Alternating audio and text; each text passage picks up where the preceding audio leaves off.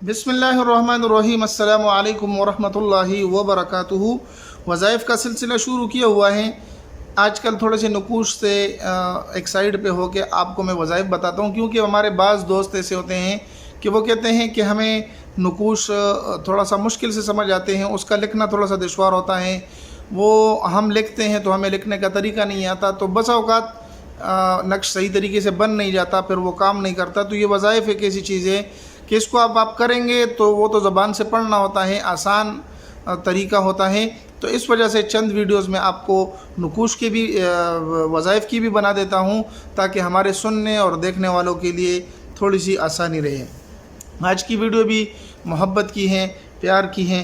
याद रहे भाइयों के, बहनों कि आप अक्सर रब्ता करते हैं, व्हाट्सएप पे मैसेज करते हैं, तो बस औक़ात फ़रागत नहीं होती, कोई मेहमान होते हैं या घर के कोई बहुत सारे काम होते हैं, या इसके अलावा अपनी कुछ निजी मसरूफियात होती है, जिसकी वजह से आपको जवाब नहीं दे पा सकते।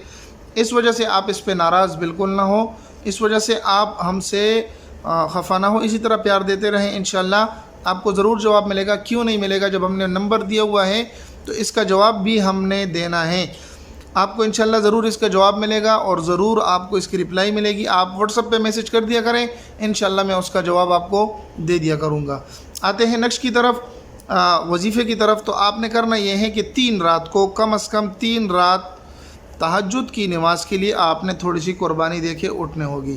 3 रात तहज्जुद के लिए उठना है, 3 रात तहज्जुद के लिए उठना है। ये काम आपने ज़रूर करना है। जब आपने अपनी मोहब्बत पानी है तो 3 रात तो तहज्जुद के लिए क्या आदमी जाग भी सकता है। अगर आप मोहब्बत में सच्चे हैं तो आप 3 रात तहज्जुद के लिए उठें। 3 रात तहज्जुद के लिए नहीं उठ सकते, कम से कम सुबह की नमाज के लिए तो आपने उठना ही है। आपने करना यह है कि बेहतर यह है कि तहज्जुद की नमाज के लिए आप उठें, 2 रकात नवाफिल पढ़ लें, 4 पढ़ लें, 6 पढ़ लें। उसके बाद आपको एक वजीफ़ा करना है जिसकी आदत है 786 मरतबा आपने इसको पढ़ना है। पहला काम तहज्जुद के वक़्त, दूसरा काम 786 बार इसको पढ़ना है। क्या पढ़ना है? या वदूदू। इससे पहली वीडियो भी हमारी थी, लेकिन वो थोड़ी सी मुख्तलिफ थी, लंबा था वो वजीफ़ा, तो हमने सोचा कि चलो इसको थोड़ा सा मुख्तसर, जो हमारे बुज़ुर्गों ने बताए हैं, थोड़ा सा मुख्तसर करके भी मैं आपको बता देता हूँ। वो है या वदूदू, या वदूदू। ठीक है, 786 मरतबा आपने पढ़ना है या वदूदू तहज्जुद के बाद, या सुबह की नमाज के बाद भी आप पढ़ सकते हैं, लेकिन बेहतर है तहज्जुद के वक़्त।